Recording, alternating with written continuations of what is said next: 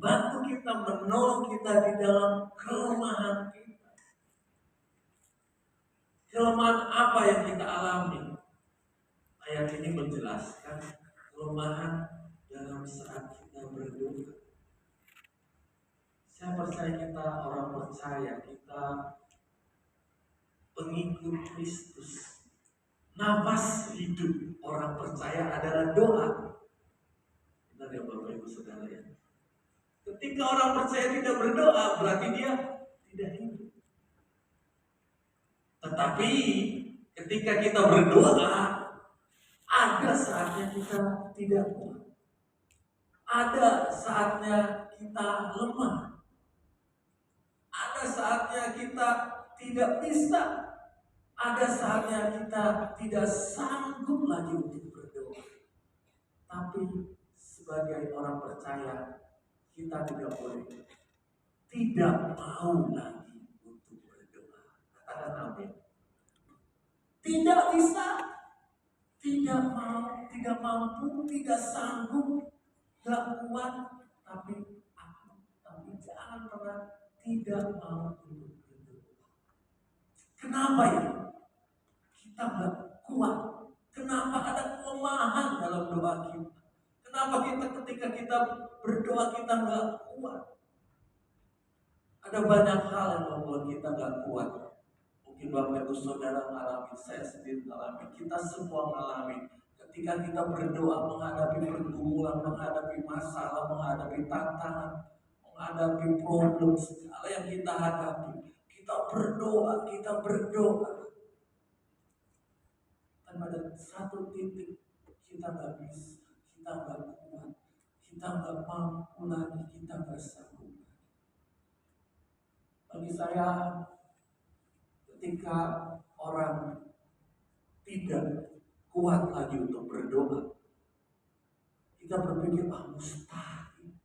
Apa yang masalah kita mustahil.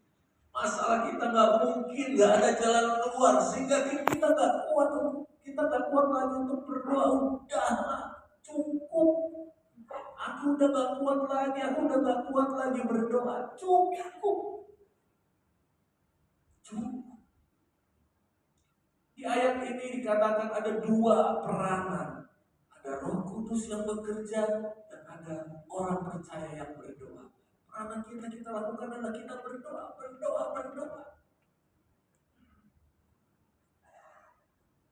Kita berkata, aku nggak bisa. Sudah cukup. Aku ketika masalahku ada, sudah cukup. Sudah capek aku berdoa. Yang kedua, membuat doa kita lemah. Ketika kita berdoa kita nggak kuat. Kita berkata, aku putus asa. Sudah lama aku doakan ini. Sudah lama aku berdoa. Sudah lama aku bergumul dalam doa. Tapi kok nggak ada jawaban.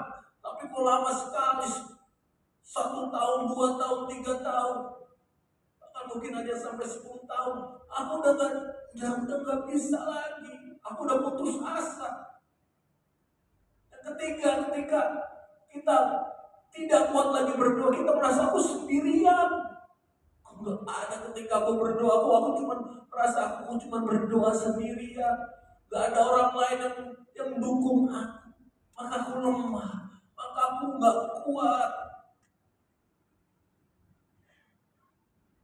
Dan yang terakhir bagi saya, ketika kita lagi berdoa, ketika kita sudah berkata aku nggak kuat, aku lemah dalam doa, ada intimidasi, ada perkataan-perkataan yang nggak enak, ada perkataan-perkataan yang negatif yang kita anggap, ngapain kamu doa? Ngapain kamu lama-lama berdoa? Udah,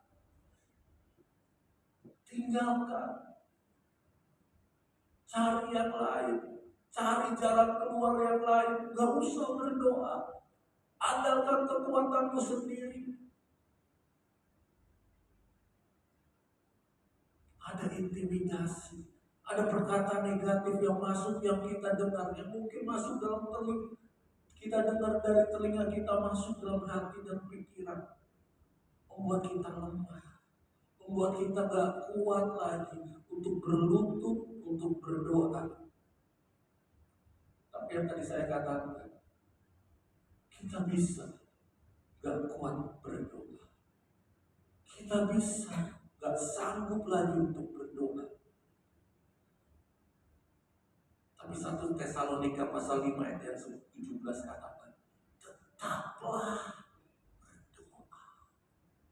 Jemaat Roma, Paulus mengingatkan jemaat Roma di ayat Roma 58, tetaplah berdoa, ayo berdoa, ayo berdoa, apapun yang kamu hadapi, berdoa, berdoa, berdoa. Walaupun kamu berkata kita gak sanggup, gak kuat, tapi terus berdoa.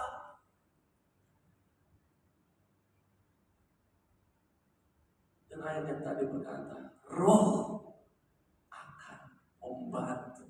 Roh Kudus akan menolong ketika lutut kita sudah gak kuat. Ketika kita berkata, sudah, aku gak sanggup lagi. Roh Kudus yang akan menolong setiap kita. Yang percaya katakan amin. Bagaimana cara Roh Kudus menolong setiap kita? Yohanes 14 ayat 26 saya bacakan dari bahasa Inggris. Dikatakan, but the Helper, the Holy Spirit, the Father will set my name in my place to represent me and accompany you all. He will teach you all things and He will help you remember everything that I have told you. Saya mau kita sama-sama belajar dari Yohanes 14 ayat 26 ini. Apa yang bisa Roh Kudus kerjakan? Dia diterangkan bahwa but the Helper, penolong, Roh Kudus bekerja menolong kita. Ketika kita gak sanggup lagi untuk berdoa, Roh Kudus bekerja untuk menolong. Apapun itu, keadaannya, masalahnya, pergumulannya, Dia hadir untuk menolong. Dia hadir untuk membantu. Percaya bahwa kita gak sendirian. Percaya bahwa kita ada orang yang ada Roh Kudus, ada pribadi yang menolong, membantu kita. Bagaimana caranya? Dari Yohanes 14 ayat 26 ini, helper, penolong, itu juga bisa diartikan sebagai comforter. Dia penghibur. Dia yang menenangkan ketika sedih, ketika kecewa. Aduh, kau belum ada jawaban doaku. Loh, kok kenapa begini?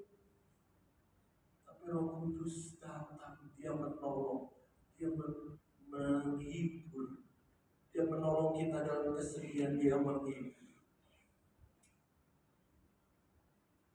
Kamis yang lalu kami komsel Bapak Ibu Saudara, dan Bapak Heli berikan kesaksian luar biasa. Jadi anak-anak mereka dua-duanya kecelakaan motor di jalan. Ketika Bapak Heli mendengar anak-anak mereka ada dalam kecelakaan, sebagai orang tua ada takut, ada khawatir, dan ada marah juga. Sudah dikasih tahu gak boleh mainan motor, tapi kok tetap motor, tetap main motor, tetap naik motor. Tapi kemarin Bapak Heli berikan kesaksian ketika dia ada di dalam rumah sakit. Roh Kudus, saya percaya Roh Kudus yang bekerja dalam hidup. Roh Kudus yang ambil alih segala kekhawatiran, segala ketakutan, segala kemarahan. Roh Kudus yang mengubah semua itu. Bukannya marah, bukannya takut, bukannya kecewa. Tapi Bapak Heli berkata, Roh Kudus mengingatkan betapa Allah mengasihi, betapa kasih Bapa luar biasa. Ketika Dia sebagai Bapa, sebagai ayah melihat anak-anaknya yang keadaannya seperti itu, luka-luka. Bukannya marah, bukannya takut, bukannya khawatir, tapi Dia melihat, oh ini ya,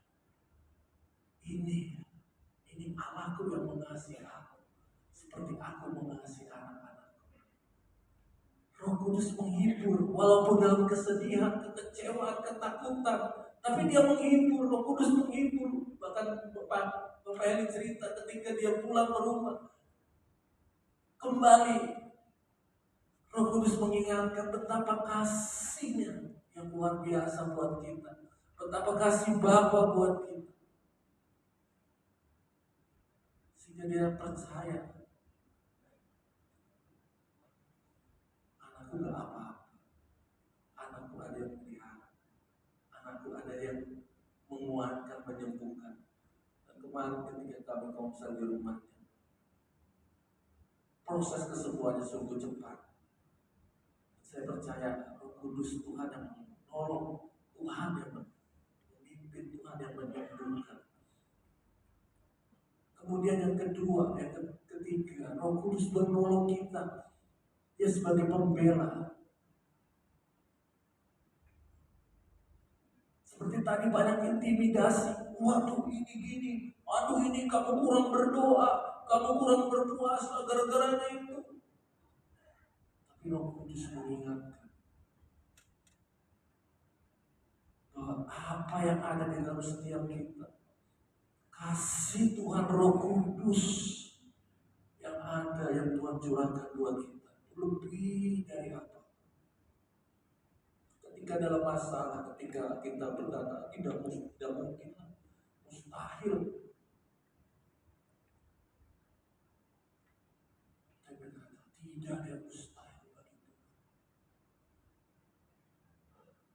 Tidak ada yang mustahil bagi Tuhan. Roh Kudus sebagai pendoa, dia intercessor, dia berdoa. Apa mungkin ketika kita sudah gak sanggup berdoa, percaya Bapak Ibu Saudara, Roh Kudus terus bekerja. Dia doakan, dia berdoa bagi kita. Dan kemudian Roh Kudus menolong. Sebagai apa? Dia sebagai counselor, dia penasehat. Dia membawa kita, ketika kita ada di dalam, mungkin ada dua pilihan. Roh Kudus menolong, membantu kita ketika kita mau memilih apa. Roh Kudus menolong. Tuhan, apa yang lebih baik, apa yang sesuai dengan kehendak. Roh Kudus yang akan menolong kita, Roh Kudus yang akan menasehati kita. Strengthener, Roh Kudus menolong untuk menguatkan setiap kita. Ketika kita sudah tidak kuat, ketika kita sudah tidak sanggup, Roh Kudus yang akan menguatkan. Dia menolong kita. Dia menolong kita. Dan yang terakhir, Roh Kudus menolong kita. Dia standby, dia selalu berjaga-jaga bagi setiap kita, kapanpun, dimanapun, dan apapun kondisi kita. Kita punya Roh Kudus, Bapak Ibu Saudara. Dikatakan ketika Roh Kudus turun ke atas kita, kita akan diberi kuasa. Roh Kudus yang akan membantu, Roh Kudus yang akan menolong, Roh Kudus yang akan menasehati, Roh Kudus yang akan membela, Roh Kudus yang akan berdoa, Roh Kudus yang akan menguatkan, dan Roh Kudus yang selalu ada setiap saat di dalam hidup kita.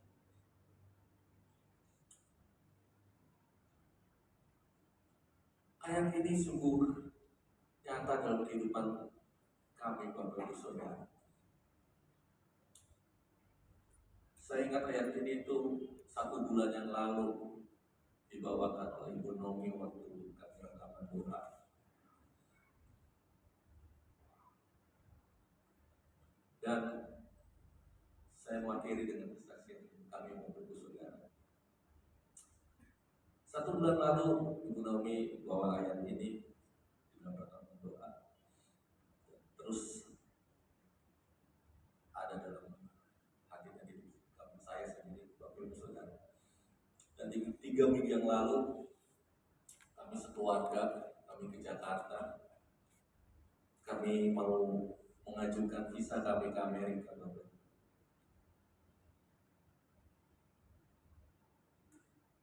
Kata orang visa ke Amerika itu sangat sukar, sangat paling sulit didapat, paling sulit.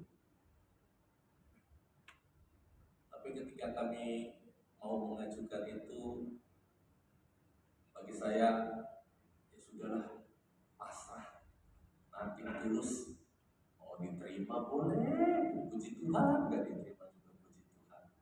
Jadi saya percaya Roh Kudus bekerja dalam kehidupan kami. Ya sudah, karena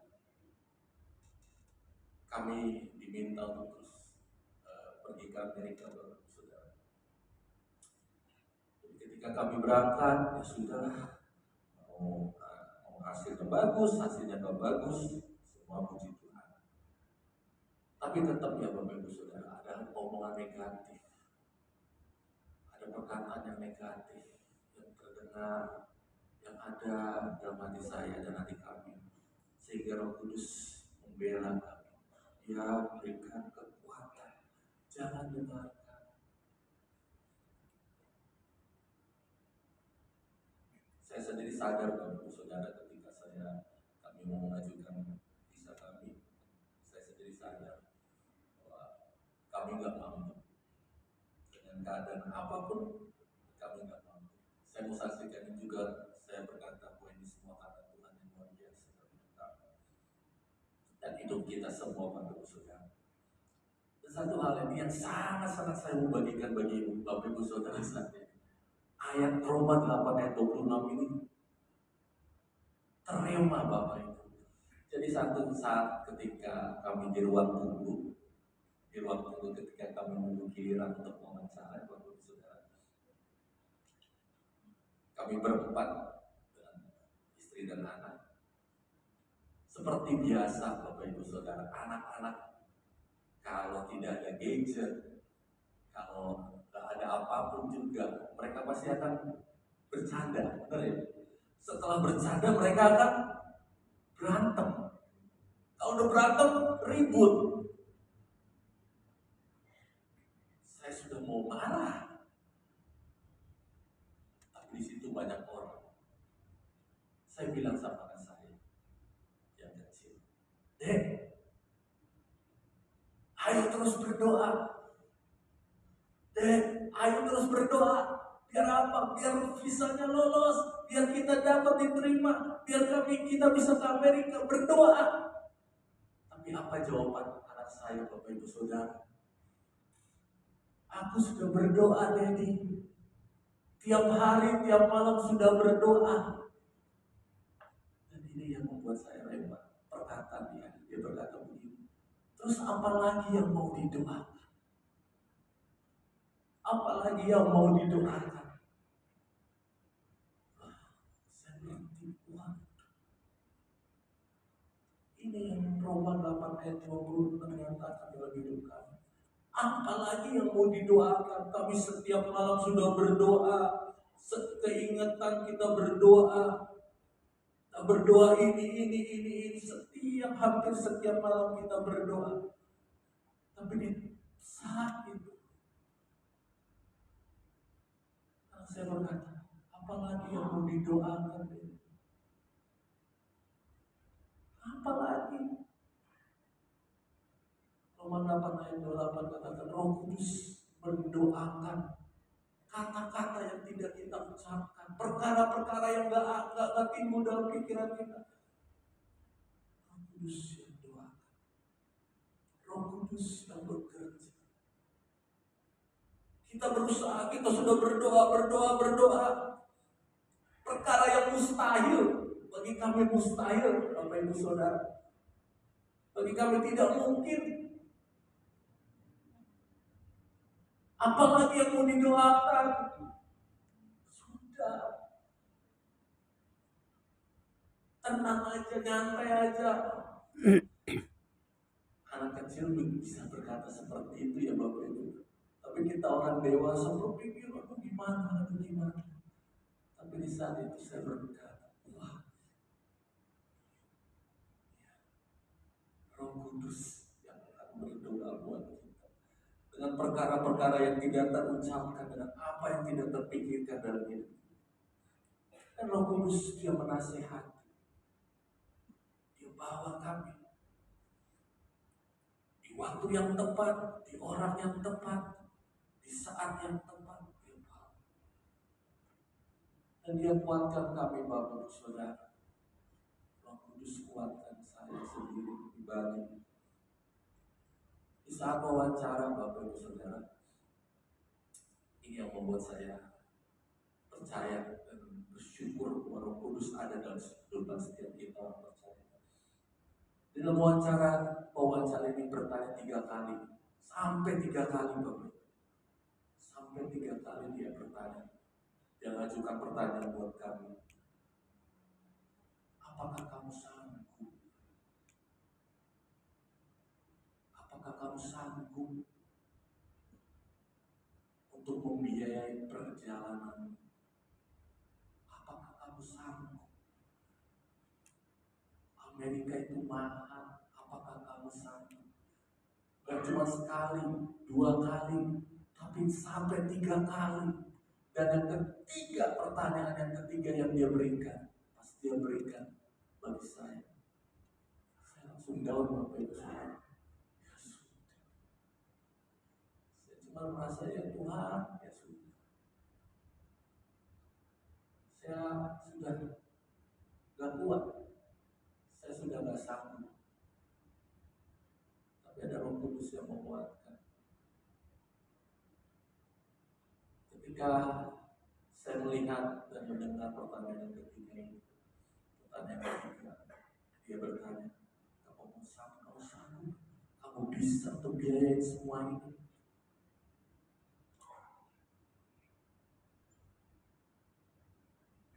Saya berkata dalam hati, ya Tuhan, apapun yang kau kehendaki, apapun yang terjadi, all glory, semua kemuliaan hanya bagi Tuhan. Dan saya bersyukur Bapak Ibu Saudara, Tuhan menyatakan bahwa tidak ada yang mustahil bagi setiap kita orang percaya. Amin. Dan akhirnya Bapak Ibu Saudara, bisa kami berempat, kami disetujui, kami lolos. Dan bulan depan kami ke Amerika Bapak Ibu Saudara, untuk buat Tuhan Yesus. Bukan karena kami sanggup. Kalau Bapak Ibu Saudara tahu syarat-syarat apapun yang mau diajukan untuk pengajuan visa,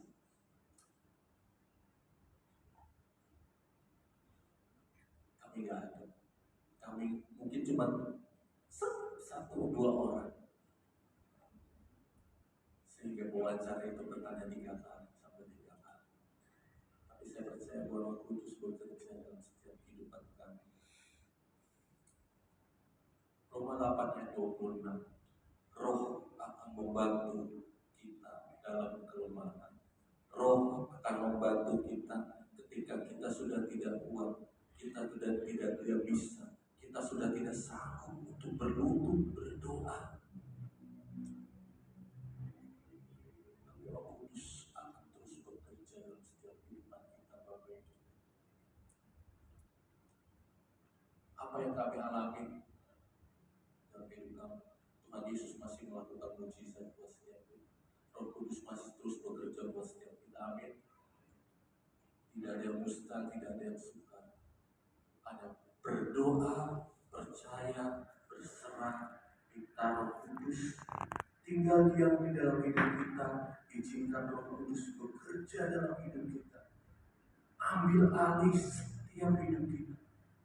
Maka saya percaya Tuhan nyatakan mujizatnya, Tuhan nyatakan rencana-rencana yang terbaik buat kita. Pagi hari ini biar firman Tuhan menjadi hidup bagi Bapak Ibu Saudara. Ketika firman Tuhan ini nyata dalam hidup kami Bapak Ibu Saudara, saya percaya Tuhan juga akan bekerja buat setiap kehidupan kita. Mari saya undang kita bangkit berdiri.